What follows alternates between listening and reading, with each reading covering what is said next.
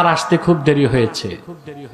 আল্লাহর বিশেষ দয়ায় আমার ফ্লাইট মিস হতো, কিন্তু আল্লাহর হুকুম আধা ঘন্টা লেট হয়ে গেছে ফ্লাইট, আমি আসতে পেরেছি।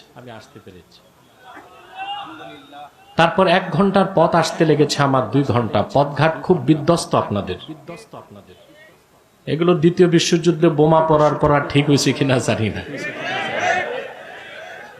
তবে সাইফুর রহমান সাহেব যে কাজ করে দিয়ে গেছে, এরপর 17 বছরে আর কাজ হয় নাই মনে হয় আমার। আশা করা যায় সামনে কাজ হবে।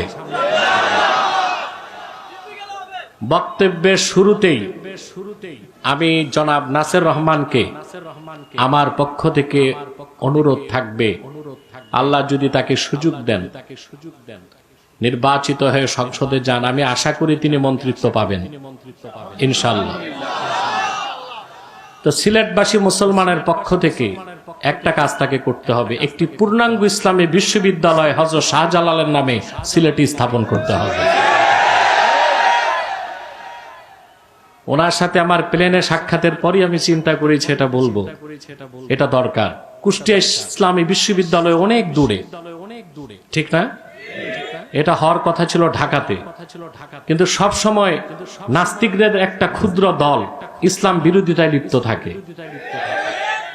তারা তৎকালীন প্রশাসনকে ভুল বুঝিয়ে ইসলাম বিশ্ববিদ্যালয়কে ঢাকা থেকে সরিয়ে কুষ্টিয়ায় নিয়ে গেছে। তা আল্লাহ যদি তৌফিক দেয়, দেশের মুসলমান এক থাকে, প্রত্যেক বিভাগে এক একটা ইসলাম বিশ্ববিদ্যালয় হবে। আমি দ্বিতীয়টা চাই সিলেটে, আল্লাহ যেন তৌফিক দেন। বলুন আল্লাহুম্মা আমিন।